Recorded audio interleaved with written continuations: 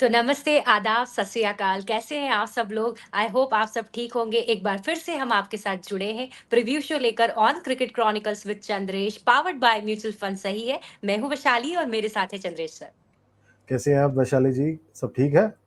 Sir मैं एकदम बढ़िया हूँ। यस सर, सब ठीक है। आप सुनाइए कैसे हैं? बिल्कुल ठीक है। जबरदस्त मुकाबले चल रहे हैं आजकल आईपीएल में, मजा आ रहा है बहुत।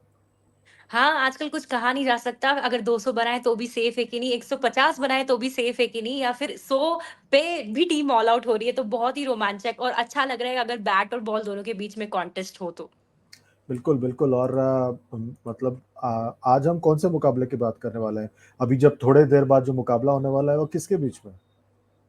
आज हम बात करेंगे मैच नंबर 47 जो कि होने वाला है कोलकाता में, कोलकाता नाइट राइडर्स और दिल्ली कैपिटल्स के बीच में।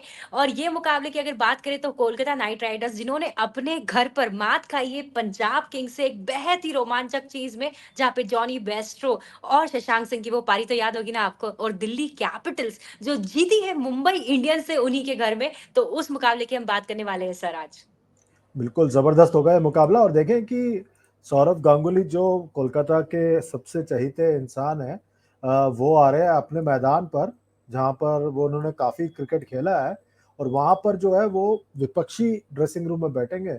ये जबरदस्त बात होगी और देखना होगा किस तरह से जब वो दिखेंगे वहां पर मैदान पर, तो किस तरह से वहां पर मैदान में जो दर्शक है उनको चीयर करेंगे।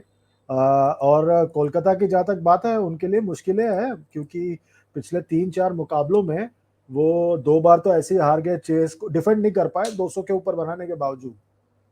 बिल्कुल, और आपने जो दादा वाली बात बोली वो दोनों साइड से लागू होती है सर, क्योंकि गौतम गंभीर दिल्ली के हैं और वो हाँ, दिल्ली से खेलेंगे। और साथ ही एक और बात कि श्रेयस अय्यर जो पहले दिल्ली कैपिटल्स का हिस्सा हुआ करते थे, अब उनके अगेंस्ट खेलेंगे।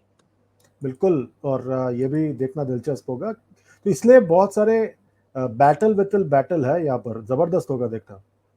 बिल्कुल, और आपने जैसे बात कही तो दोनों ही टीमों की अगर हम देखें तो बॉलिंग थोड़ी-सी वीक नज़र आती है। जैसा आपने कोलकाता की बात करी कि उन्होंने 200 के ऊपर रन लगाए लेकिन नाकामयाब रहे उसको डिफेंड करने में। क्या लगता है आपको मिचेल स्टार्क शायद वो अभी लग रहा है कि वो कुछ अच्छा कर रहे थे, या फिर कोई और ऐसा बैठा है बाहर जिसको टीम में आना चाहिए? बॉलिंग या प्लेइंग 11 में आप कोई बदलाव देख रहे हैं? I think Mitchell Starc injured थे उन पिछले मैच में, शायद उनके हाथ में जो पट्टी लगी थी उसकी वजह से उनको खेलने से मना कर दिया था उन्होंने। और मुझे लगता है कि वो एक मैच के बेसिस पे उन्हें राइट ऑफ नहीं करना चाहिए दुष्मंत चमीरा को। अगर दुष्मंत चमीरा है मिक्स में तो उनको मौका देना चाहिए। और एक बार उन मतलब हो जाता है ऐसा कभी कभार, मतलब एज एन एक ऑफ डे तो हो ही जाता है सबके लिए। और उस दिन तो सभी लोग पिट रहे थे, मतलब दोनों तरफ से। 260 अगर चेस हो तो 260 पहले बने भी थे, तो दोनों तरफ मुश्किलें थी। तो आई थिंक दैट उस लिहाज से देखा जाए तो आई थिंक मैं अगर समझता हूं तो आई वुडंट थिंक कि वो लोग कोई ज्यादा बदलाव करेंगे। बिल्कुल, जैसा आपने कहा कि अभी पूरे आईपीएल में ऐसा लग रहा है कि बॉलर्स थोड़े से अंडर द रडार साबित हो रहे हैं। अगर आपके पास स्किल और एग्जीक्यूशन परफेक्ट हो आपके प्लान के अकॉर्डिंग, तो आप थोड़ा बचते हुए नज़र आते हैं। बैटिंग की बात कर ले सर, 200, 200, 250 बना रहे हैं, उसके बाद भी अगर स्कोर कम नज़र आ रहा है, तो क्या हम इसका कहीं खामियाज़ा बोले, या तो बॉलिंग अच्छा नहीं कर रही है या फिर बैटिंग को और रन बनाने की ज़रूरत है? देखिए, मैं आई वुडंट ब्लेम एनीबॉडी यार इसमें। मतलब इतना ज्यादा मुश्किलें हो गई हैं गेंदबाजों के लिए, मुझे बुरा लगता है काफी बार। मतलब काफी बार तो ऐसा लग रहा है चल क्या रहा है यहाँ पर। फ्लैट पे छोटा मैदान आप देखें, एक जमाने में मुझे लगता था ईडन गार्डन्स बहुत बड़ा मैदान है।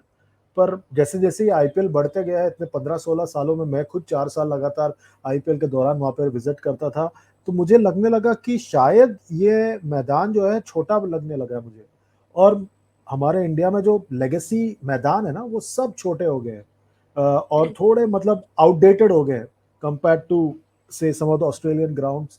तो आई थिंक दैट उस लिहाज से देखा जाए तो मैं किसी गेंदबाज को ज्यादा ब्लेम नहीं करूंगा। ये बात तो बिल्कुल सही है कि टी20 क्रिकेट आईपीएल 2024 के पहले और आईपीएल 2024 के बाद बहुत डिफरेंट नजर आएगा। ये बात बिल्कुल सत्य है।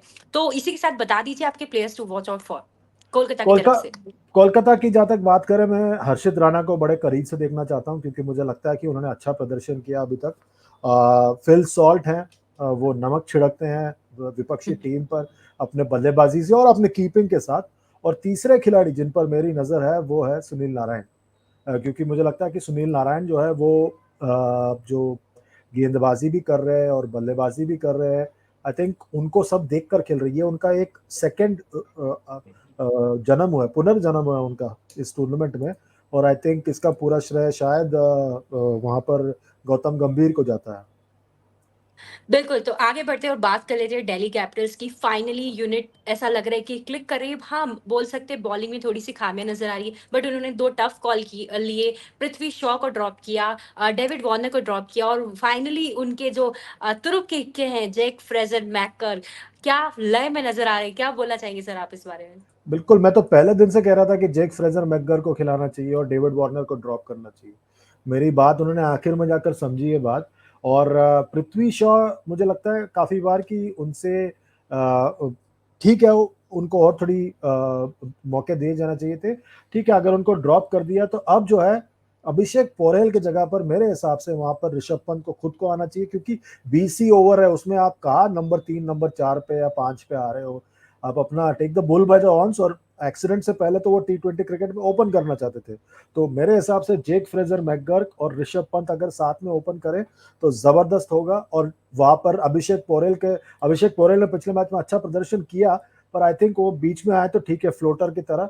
और कुमार कुशागर को मैं और थोड़े मौके देना चाहूंगा। बिल्कुल, और आपने बात करी बैटिंग यूनिट की। बॉलिंग में बात करें तो अगर ईशांत शर्मा फिट होते हैं, तो क्या वो आपकी प्लेइंग 11 में जगह पाएँगे या फिर कोई और बदलाव उनके अलावा भी आप देख रहे हैं?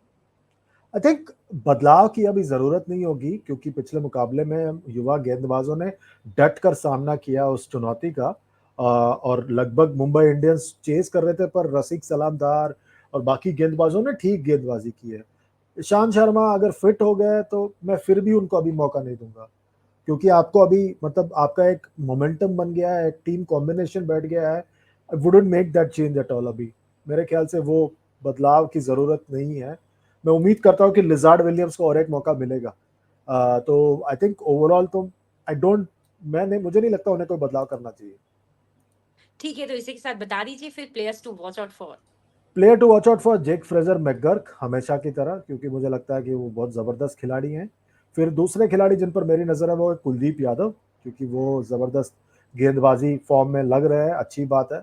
और तीसरे खिलाड़ी जिन पर मेरी नज़र है वो है रसिक सलामदार, क्योंकि रसिक सलामदार काफ़ी मुश्किलों से गुजर कर यहाँ तक पहुँचे हैं। तो I think that I feel very happy कि वो जो परफॉर्मेंस अब दिखा रहे हैं अब धीरे धीरे।